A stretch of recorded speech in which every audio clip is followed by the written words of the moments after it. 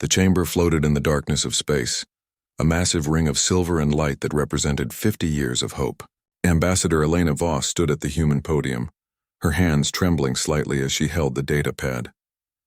Around her, the council members sat in their designated sections. The insectoid crics clicked and chittered in their hive cluster. The reptilian Soral watched with cold, unblinking eyes. The luminary floated in their containment fields, glowing softly like captured stars. Elena had practiced this speech 100 times. She believed in this moment. She believed in the council. Honored members, she began, her voice steady despite her nerves. Humanity comes before you today not as supplicants but as partners.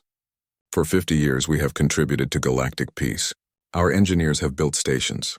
Our peacekeepers have served on a dozen worlds.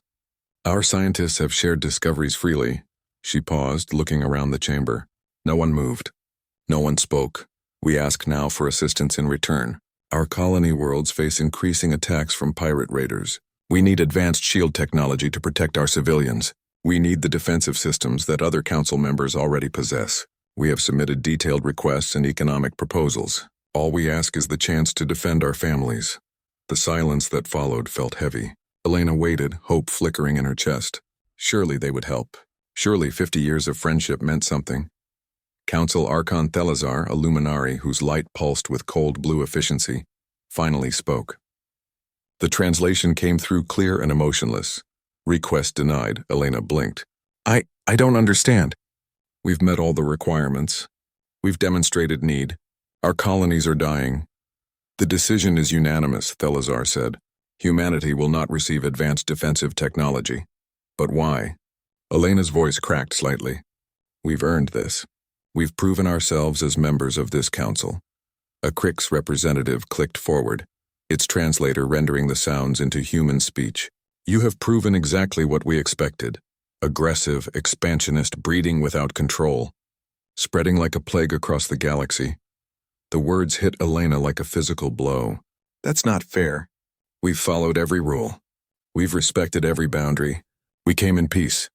Peace, the Soral representative hissed, is not the absence of violence. It is the control of violent species. You are being controlled, human. You were always being controlled. Elena's data pad slipped from her fingers, clattering on the floor. What are you saying? Thelazar's light pulsed brighter. We will show you transparency, since your time as useful subjects is ending. Display the files. The chamber's central hologram activated. Elena watched in growing horror as documents appeared.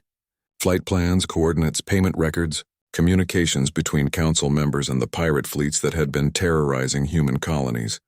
No, she whispered. You didn't. We did, Thelazar said calmly. The Ravager fleets have been operating under our direction for 12 years. A controlled culling program, keeping human population growth manageable, preventing your inevitable aggression before it could threaten established powers. Elena's legs felt weak. You murdered millions of our people. You sent pirates to attack our homes? We managed a dangerous species, the Crix clicked. You should be grateful we chose this method instead of outright extermination. We gave you the kindness of believing you were simply unlucky victims of random piracy. Kindness? Elena's voice rose, echoing through the chamber. You call mass murder kindness? Control your tone, human, Thelazar warned. You were never our equals. You were subjects being managed, controlled, studied. Your emotional reactions, your military responses, your diplomatic efforts, all observed and guided. You exist because we allow it. Elena's mind raced. The attacks on New Sarajevo, the massacre at Titan Station, the lost colony ships, all coordinated, all planned, all sanctioned by the very organization humanity had trusted for half a century. The other colonies, she said quietly. Are they in danger now? That information is not for you to know, Thelazar said. This session is concluded. You will return to Earth and inform your leaders that humanity's request for advanced technology is permanently denied. Further expansion beyond your current borders is also forbidden. These terms are not negotiable. Elena's communication device suddenly shrieked. Emergency alerts flashed across her vision. She pulled up the incoming messages with shaking hands. Attack. Simultaneous attacks. 17 colonies: New Sarajevo, New Johannesburg, Armstrong City, Chen Station. Every major human colony outside the Sol system was under assault by Ravager fleets. The messages came through in desperate bursts. Civilians screaming, Defense forces overwhelmed. Ships burning in orbit. You're doing this right now, Elena said, her voice hollow. While I stand here, you're killing them. We are teaching you a lesson, Thelazar replied. Know your place in the galactic order. Humanity exists at our sufferance. We can give you peace or we can give you extinction. The choice has always been ours, not yours. Elena looked around the chamber. Some species looked away. Others watched with interest or satisfaction. No one objected. No one stood up to defend humanity. The Krix representative moved closer to Elena, its mandibles clicking. Your family was stationed on New Sarajevo. Were they not, Ambassador? Your daughter, your son, your husband? Consider their fate a demonstration of council resolve. Something broke inside Elena at those words. Not her spirit, something else. The part of her that believed in diplomacy, the part that thought civilized beings could reason together, the part that trusted in peace. She looked at the Krix representative with eyes that had seen too much in too short a time. You just made a mistake.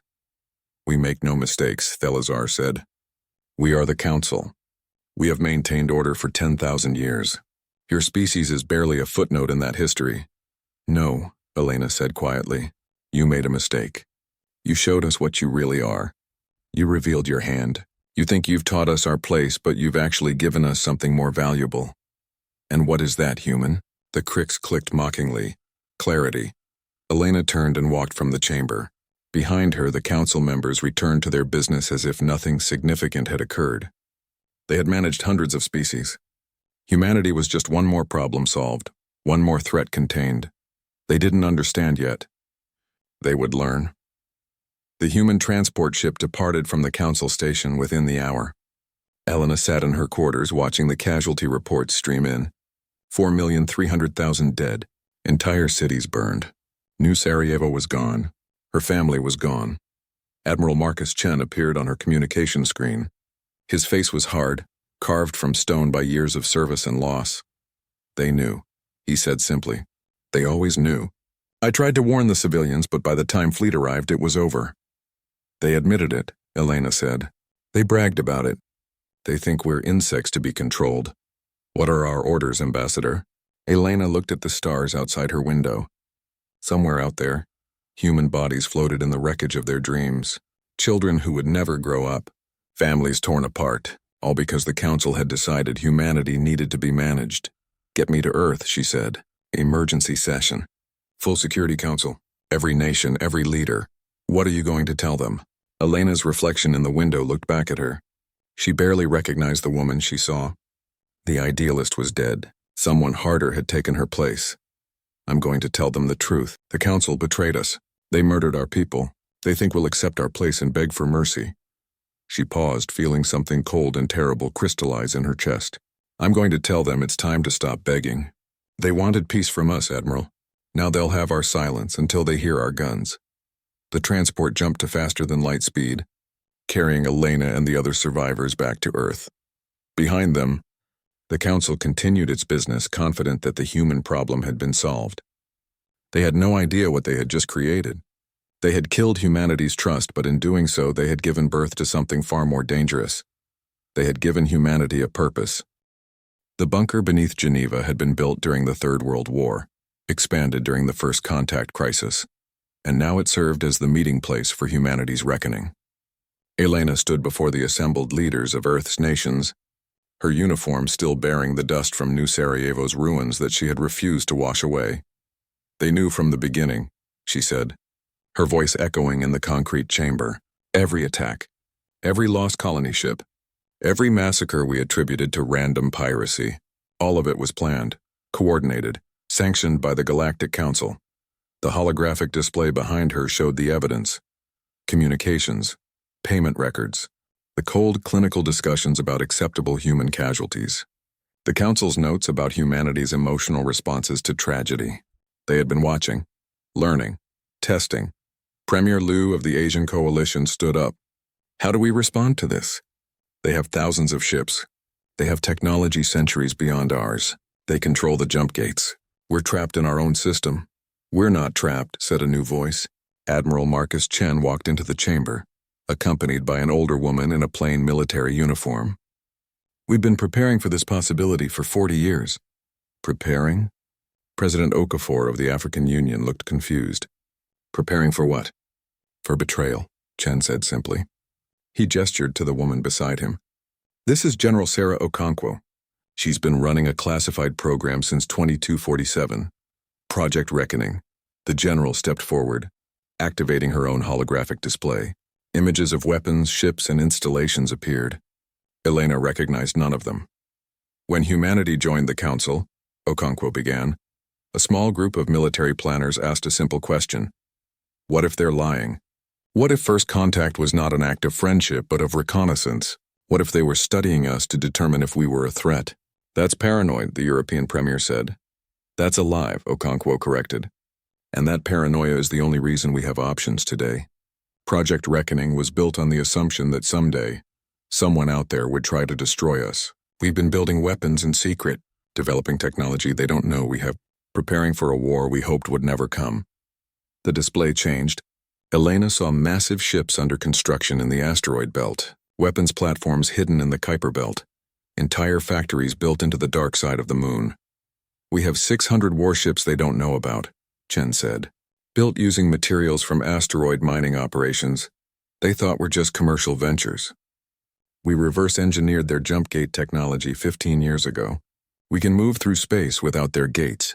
We also developed weapons specifically designed to counter their advantages.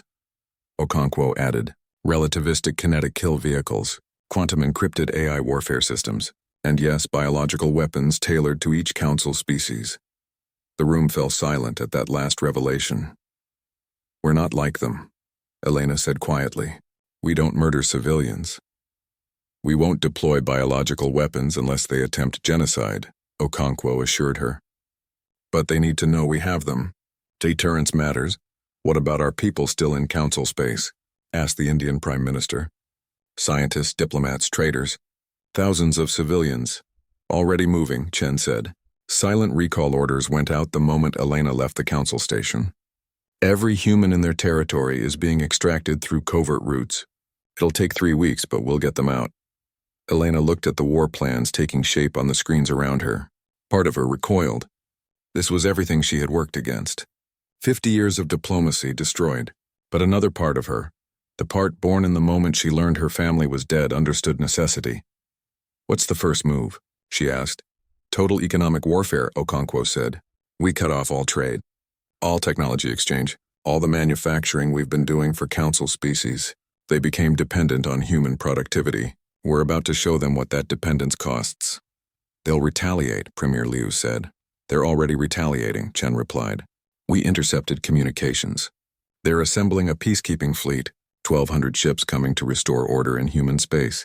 They think we'll surrender when we see them coming. Will we? President Okafor asked. Elena and Chen looked at each other. In that moment, understanding passed between them. He had lost his son years ago in what the council called a research accident.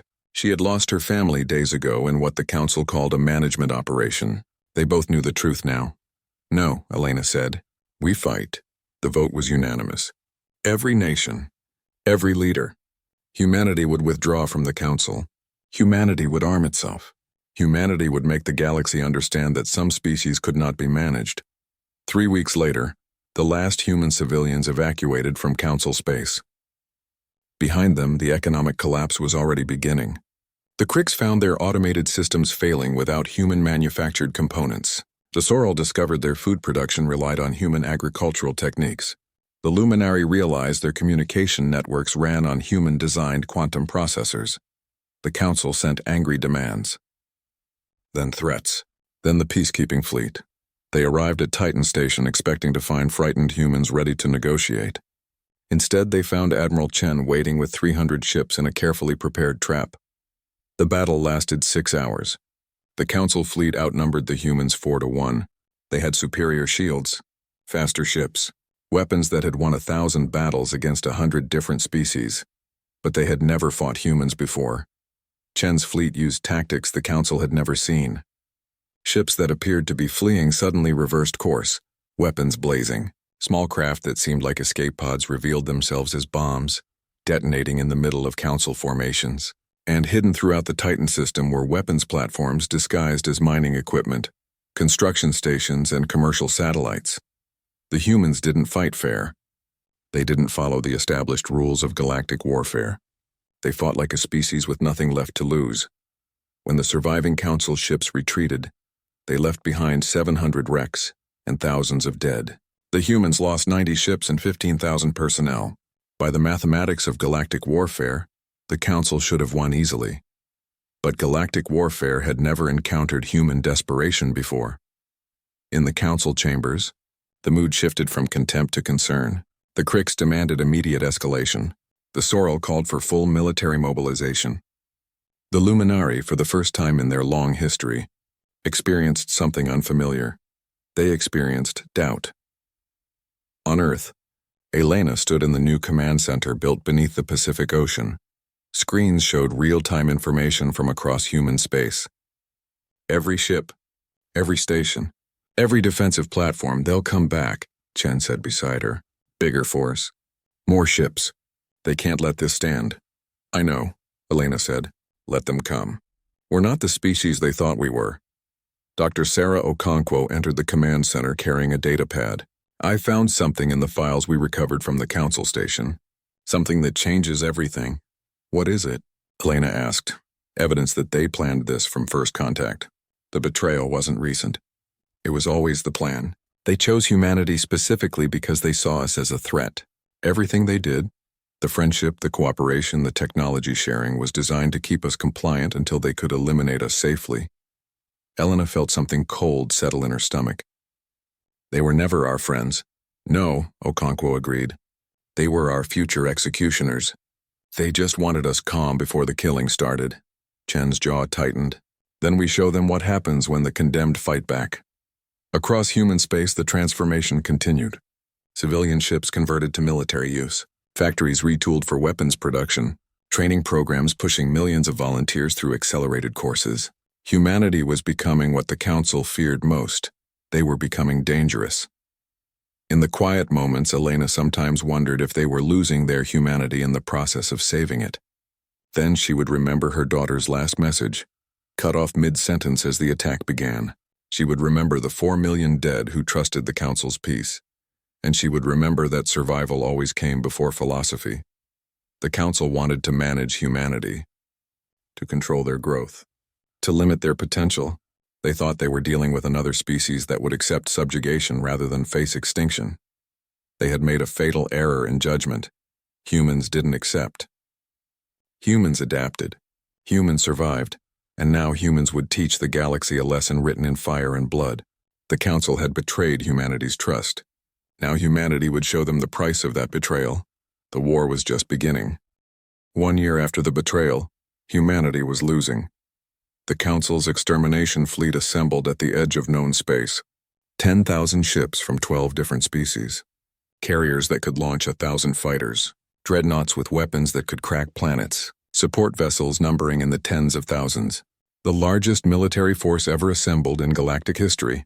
Their target, Earth and every human colony in existence. Admiral Chen stood on the bridge of the flagship Indomitable, watching the reports come in.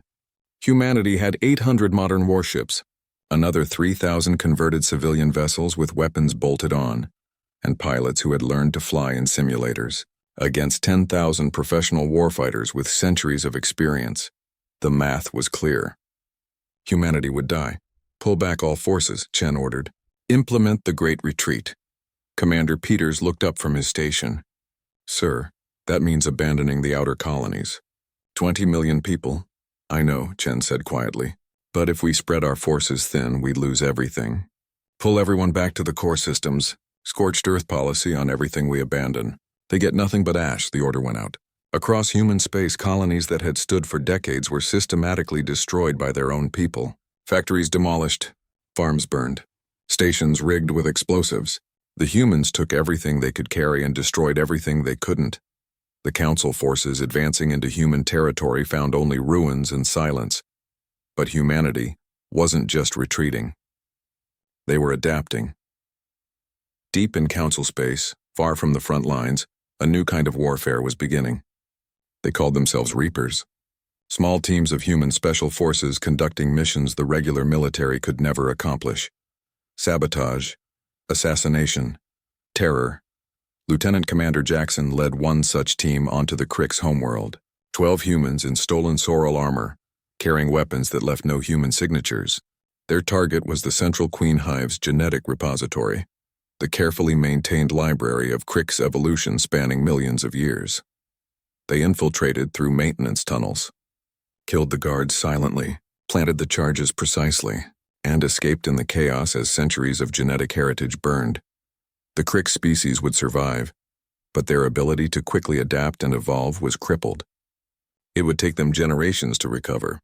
One strike, 12 humans, a blow that changed the balance of power. Similar operations happened across Council space. The crystalline vial found their communication arrays destroyed. The aquatic hydran discovered their underwater cities had been poisoned, not fatally, but enough to force evacuations. The Soral military command structure collapsed after a series of precise assassinations. The Council had wanted to exterminate humanity. Humanity responded by becoming the monsters under every species' bed. But the extermination fleet continued its advance. Eventually, they reached the Kuiper Belt at the edge of the Sol system, the last barrier before Earth itself. Chen had been preparing for this battle for months. Every asteroid in the belt had been surveyed. Hundreds had been hollowed out and filled with weapons. Thousands more had been rigged with fusion charges. The belt itself had become a weapon. "They're entering the belt," Peters reported. "Formation Alpha. They're not even scanning properly. They think we've already run." "Let them think that," Chen said. "Wait until they're deep in, then light them up." The Council fleet moved into the asteroid field confidently. 10,000 ships in perfect formation, shields raised, weapons ready for any desperate human counterattack. They didn't see the trap until it was too late. Chen's fleet emerged from behind asteroids that had hidden their signatures. Not a frontal assault, but attacks from every direction. Small, fast ships darting between the rocks. Weapons that targeted specific systems rather than trying to destroy ships outright. But the real weapon was the belt itself. "Deploy the Kasaba howitzers," Chen ordered. Throughout the belt, nuclear-shaped charges detonated. Not conventional nuclear weapons, but directed energy devices that focused the explosion into plasma lances. Beams of superheated matter that punched through shields like paper. The Council fleet tried to adapt. They were professional warriors. They reformed their lines, coordinated their defenses, began systematically clearing the belt. Then Chen played his final card. Collapse sectors 7, 12, and 19. 3 massive ice asteroids, each one carefully positioned over months of preparation, had been rigged with fusion charges. Not to destroy them, but to fracture them into millions of smaller pieces and accelerate them toward precise vectors. The asteroids exploded. Millions of tons of ice and rock became a kinetic storm, traveling at speeds that made them unstoppable. The debris field slammed into the Council fleet's flank, where their shields were weakest. Ships that had survived centuries of warfare were torn apart by simple momentum. Shields designed to stop energy weapons couldn't deflect mass moving at orbital velocities. Thousands of vessels were destroyed in minutes. The Battle of the Kuiper Belt lasted 14 hours. When it ended, 4,000 Council ships were destroyed or disabled. The humans lost 600 vessels, including several irreplaceable carriers. Chen stood among the wreckage, looking at the casualty lists.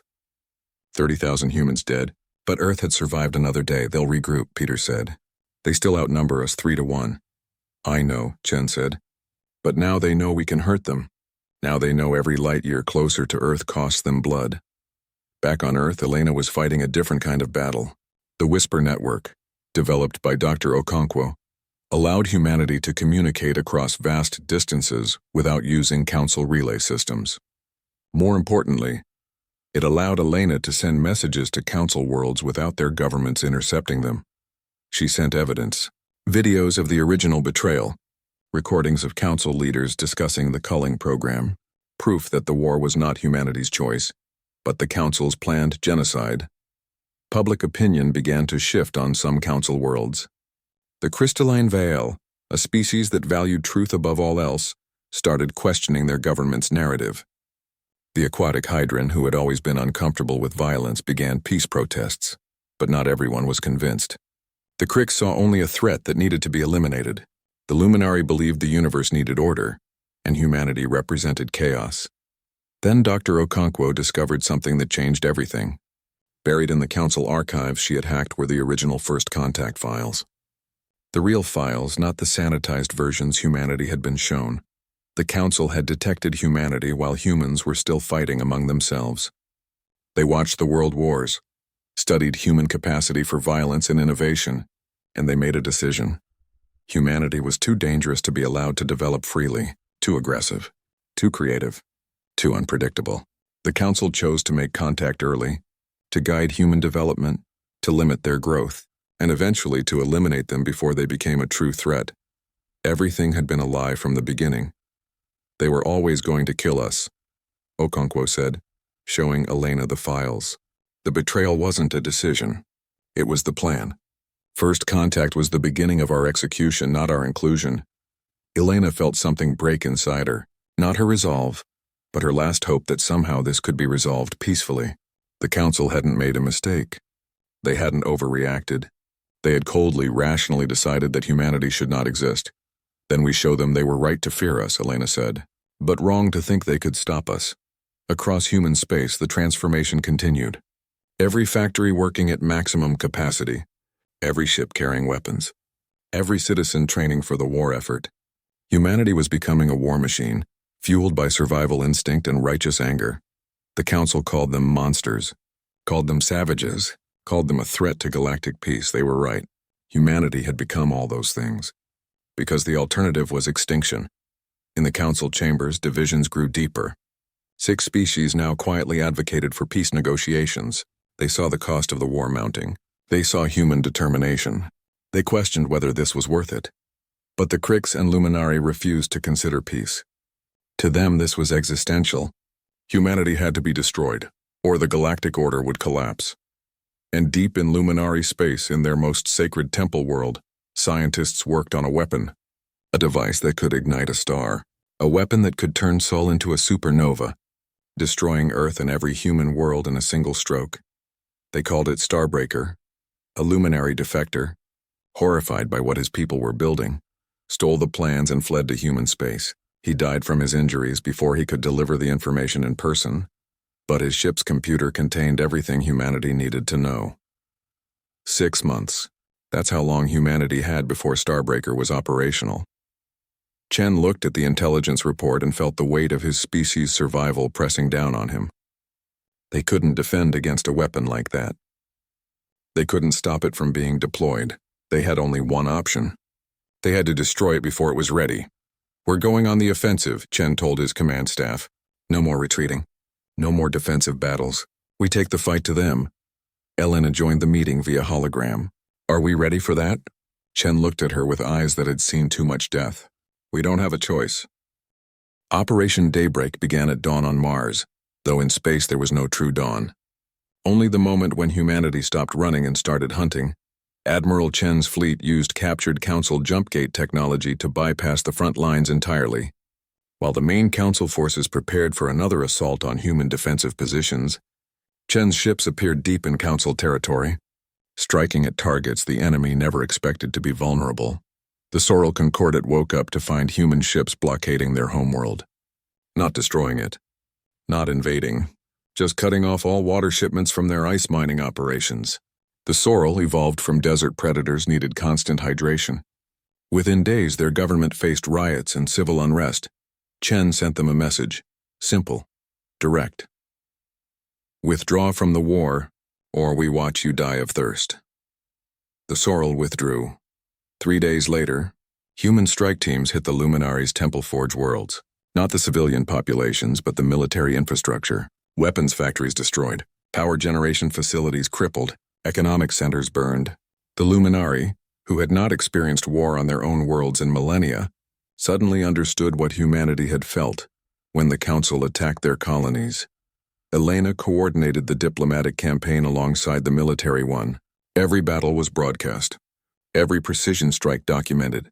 Every time the humans showed restraint by avoiding civilian casualties, it was shared across the galaxy. "We're not them," Elena said in her broadcasts to neutral species and independent colonies. "We don't murder children. We don't bomb hospitals. We don't target civilians. But we will defend ourselves. We will make them pay for what they did. The Council's propaganda machine tried to counter. They called humans savages, terrorists, barbarians who didn't deserve space among civilized species. Then Elena released the original recordings. The Council's own words discussing the culling program, their casual dismissal of human life, their cold calculations about acceptable casualties. The galaxy heard Council leaders describing humanity as vermin to be controlled. Public opinion shifted dramatically. 6 Council species that had been supporting the war effort suddenly faced internal dissent, their own populations questioning why they were fighting to exterminate a species that had done nothing wrong. But the Cricks refused to bend. They were a hive species united in purpose. They had committed to humanity's destruction, and they would see it through. When their colony fleet, 200 ships carrying the next generation of Cricks, tried to escape to safety, Chen intercepted them. "Sir," Commander Peters said, his voice strained, "those are colony ships. Mostly civilians, queens and drones. If we destroy them, we cripple their species for generations." Chen looked at the tactical display. Those ships represented the Cricks' future. Destroying them would be crossing a line humanity had not crossed before. "They killed our children," Chen said quietly. 4 million of them. They planned it, coordinated it, celebrated it, and they would do it again if they could. He paused, feeling the weight of the decision. Fire. The human fleet opened up. The colony ships, designed for transport rather than combat, died quickly. 200 ships. Millions of Cricks larvae and queens. The future of their species erased in an afternoon. The galaxy watched in horror. The Cricks, for the first time in their history, experienced grief and rage on a species-wide scale. They demanded immediate retaliation, total war. But other Council species looked at the same event and saw something different. They saw what happened when you pushed humans too far. They saw the consequences of starting a war of extermination. They saw fear reflected in their own futures. The Council fractured. The pro-war faction, led by the Cricks and Luminari, demanded continued fighting. The anti-war faction, growing larger by the day, pushed for immediate negotiations. Meetings that once reached consensus in hours now dragged on for days with no resolution. Elena watched the political breakdown and knew this was their chance. But first they had to deal with Starbreaker. The weapon was nearly complete, hidden in the Luminary's most sacred temple world, a location so holy that attacking it would unite the entire Luminary species against humanity. But if they didn't attack it, Sol would burn and Earth would die. Colonel James Okafor volunteered to lead the mission. 50 of humanity's best special forces operators, one ship, using stealth technology that would only work once before the Council adapted to it. One chance to save Earth, Dr. Sarah Okonkwo insisted on joining them. "I understand their technology better than anyone. You need me to disable it properly." "You're a scientist, not a soldier," Okafor protested. "I'm whatever humanity needs me to be," Sarah replied. "Same as you." The infiltration was successful. The humans landed on the temple world disguised as a Council inspection team. They made it through 3 layers of security before alarms sounded. Then the real mission began. Fighting through the temple complex was brutal. The Luminary guards were not soldiers, but they defended their sacred ground fiercely. Okafor's team took casualties. Every hallway was a battle. Every door a potential death trap. They reached the Starbreaker chamber with 32 operators left. The weapon was enormous. A device that would create a quantum cascade reaction in a star's core, accelerating fusion until the star went supernova. It was beautiful in its terrible efficiency. One shot. "One dead species. Can you disable it?" Okafor asked Sarah. She studied the systems, her mind racing through equations and technical specifications. "Yes, but it'll take time. 10 minutes, maybe 15. Then we buy you that time." The Luminary counterattack came in force. Hundreds of guards. Military units that had been stationed nearby. They knew what the humans were trying to do, and they would die to stop them. Okafor's team formed a perimeter. 32 humans against an army.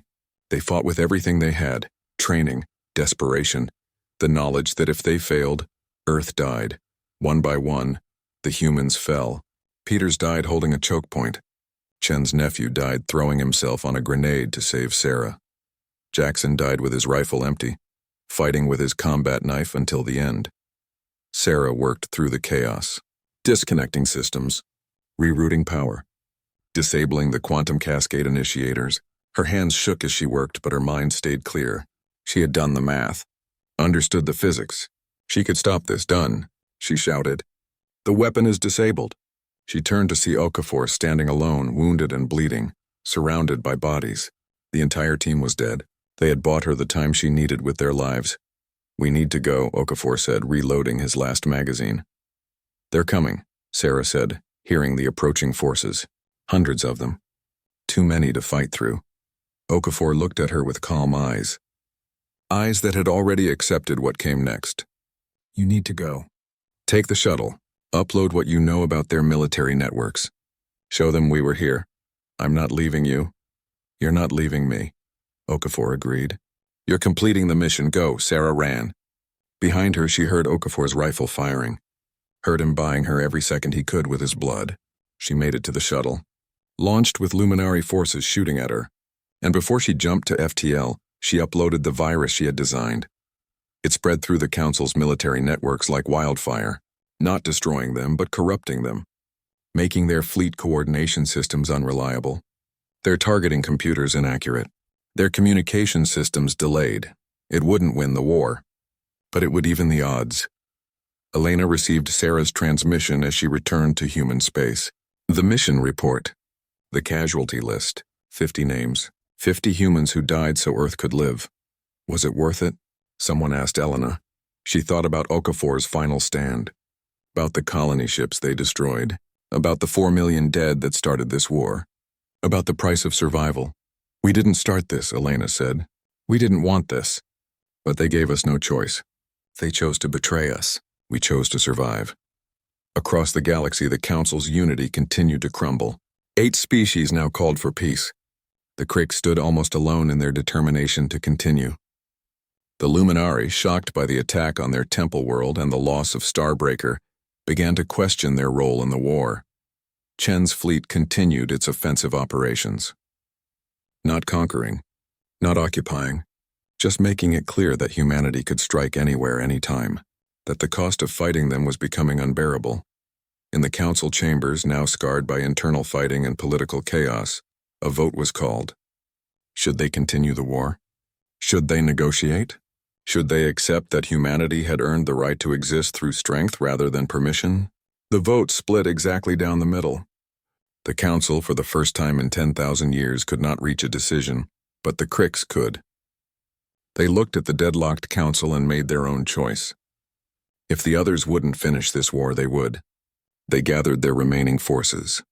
Every ship, every warrior, every resource they could muster, and they pointed it all at Earth. One final assault. Total commitment. Either humanity would die, or the Krikks would. The message reached Chen's fleet 3 days before the attack.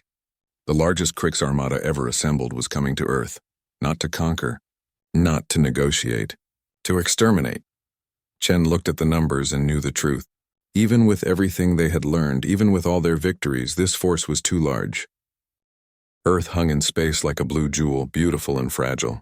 Around it, humanity gathered for what might be their final battle. Every warship, every converted civilian vessel, every station that could mount a weapon, 800 military ships, 3,000 armed civilian craft, millions of humans ready to defend their home. Against them came the Krikks, 4,000 ships driven by hive mind fury. They had committed everything to this assault. If they failed, their species would never recover. If they succeeded, humanity would be extinct. Admiral Chen stood on the bridge of the Indomitable looking at the tactical displays. The numbers were clear. The Krikks outnumbered them 5-1 in military-grade vessels.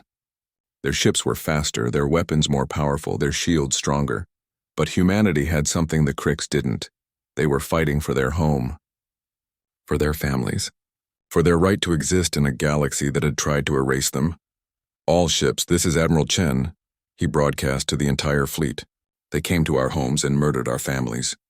They planned our extinction. They thought we would accept being controlled, being managed, being slowly killed. They were wrong. Today we show them what humans do when pushed to the edge. Today we show them that some species cannot be broken. All ships engage at will. The Krikks fleet opened fire first, thousands of weapons lighting up space. energy beams and missiles streaking toward Earth's defenders. The human fleet didn't try to meet them head-on. Instead, they scattered into smaller groups using tactics the Krix had never encountered. Some ships flew directly at the enemy, drawing fire. Others circled around, attacking from unexpected angles. Civilian ships, considered too weak to be threats, suddenly revealed hidden weapons and struck at vulnerable points. From Earth's surface, massive railguns fired. Humanity had spent the last year building them on every continent. Projectiles launched from the ground, accelerated to incredible speeds, punching through Krix shields through simple momentum. Luna, humanity's moon, revealed its own secrets. The entire dark side had been converted to weapons platforms. Missiles launched by the thousands. Energy weapons powerful enough to crack ships in half. Luna itself had become a fortress. The battle raged for hours. Ships on both sides burned and died. The space around Earth became a graveyard of metal and bodies. Human casualties mounted, thousands dead, tens of thousands. But the Kree were paying a higher price. For every human ship destroyed, they lost two. Their hive mind coordination, usually their greatest strength, became a weakness when human tactics disrupted their fleet formations. They're adapting, Commander Peters reported, changing their approach. They're going to try a massed assault on Earth itself. Chen watched as the Krix fleet reformed. They were going to punch through the human defenses by sheer force. Accept the casualties. Accept the losses. Just get through and burn Earth. All ships form up on the Indomitable, Chen ordered. We're going to stop them here. Sir, we can't hold them all, Peters said quietly. Then we don't hold them, Chen replied. We make them pay so much that they break before we do. The Indomitable led the countercharge. The flagship, named for humanity's refusal to surrender, flew directly at the Krix dreadnought at the center of their formation. Around it, human ships followed. Not retreating, not avoiding, just fighting with everything they had. Elena watched from the command center beneath the Pacific. She saw the casualty reports, saw human ships dying, saw the Krix pushing closer to Earth. We're not going to stop them, General Okonkwo said quietly. They're going to reach the planet. No, Elena said, something in her voice making everyone turn. Chen's not trying to stop them. He's giving us time. On the Indomitable's bridge, alarms blared. The ship was taking catastrophic damage. Shields failing. Hull breaches on multiple decks. But Chen kept flying forward, weapons firing continuously. Sir, we need to fall back, Peters said. The ship can't take much more. Chen looked at the tactical display. The Krix dreadnought was right in front of them. The massive ship that commanded the entire Krix fleet. If it died, the hive mind coordination would collapse. He thought about his son, about the 4 million dead, about every human who had died because the council decided they didn't deserve to exist. No, Chen said calmly. We end this now. All power to engines, ram. Sir, that's suicide. That's victory, Chen corrected. Tell the fleet to scatter. They'll need to finish this fight without us. He opened a channel to every human ship, every station, every person listening. This is Admiral Marcus Chen. I'm going to show the Krix what humans do when they can't win fairly. We cheat, Indomitable out. The flagship accelerated, faster than any ship that size should move. The crew evacuated to escape pods, but Chen stayed at his post. He was going to see this through. The Indomitable hit the Krix dreadnought at relativistic speed. The collision released energy equivalent to a large nuclear weapon. Both ships disintegrated instantly. The shockwave spread through the Krix formation, damaging dozens of nearby vessels, and without their command ship, without the central node of their hive mind, the Krix fleet faltered. Coordination broke down. Ships that should have worked together found themselves confused, hesitant. The human fleet struck in that moment of weakness. Every ship, every weapon, pouring fire into an enemy that was suddenly vulnerable. The Battle of Earth turned. The Krix, their command structure shattered, their morale broken by Chen's sacrifice, began to retreat. Not an organized withdrawal, but a rout. Ships fleeing in every direction. Human forces pursued, not to exterminate them, but to make sure they kept running. To make sure they understood this was over. When the last Krix ship jumped to FTL and fled, the human fleet regrouped around Earth. They had won. But the cost was staggering. 200 million humans dead from the battle and the orbital bombardments that had reached the surface. Luna colony completely destroyed. Entire cities on Earth in ruins. The human fleet reduced to a fraction of its former strength, but Earth still stood. Humanity still existed. Within days, the Council sent a formal surrender. Unconditional. Complete. They would accept any terms humanity demanded. Elena read the surrender document and felt nothing. No triumph. No satisfaction. Just exhaustion and grief. What do we demand? President Okafor asked. Elena looked at the world leaders assembled around her. We don't accept their surrender. Silence fell across the room. What do you mean? Premier Liu asked. I mean the council is finished, Elena said. They don't get to surrender and continue existing as if nothing happened. The organization that planned our genocide doesn't get to just say sorry and move on. She activated a hologram showing the new treaty humanity had drafted. The Treaty of Mars, here's what we demand. The Galactic Council is permanently dissolved. All member species become independent nations. No species may claim authority over another. All sapient species have the right to self-defense and self-determination. The species that participated in the war against us pay reparations for the next 100 years. And a new organization is formed. The Federation of Free Worlds. Voluntary membership. Equal representation. No vetoes. No permanent Security Council. Everyone equal. They'll never agree to that, someone said. Then they can try fighting us again, Elena replied coldly. We've proven we can win. They can accept peace on our terms, or we continue this war until every species in the Council is reduced to rubble. The message went out to every Council world. Accept the terms or face continued warfare against a species that had proven impossible to defeat. One by one, the Council species agreed. Even the Cricks, their spirit broken by their losses, accepted the terms. They had no choice. The Treaty of Mars was signed 3 months later. The Galactic Council, which had existed for 10,000 years, ceased to exist. In its place, the Federation of Free Worlds was born. But the question remained, who would enforce this new order? Who would ensure species honored these agreements? We will, Elena said when asked. Humanity. We'll be the guarantors of peace. Through diplomacy? A reporter asked. Through strength, Elena corrected. We tried diplomacy. The Council taught us what happens when you trust in words alone. The Federation will be protected by demonstrated power. Species will honor these agreements because they know the consequences of breaking them.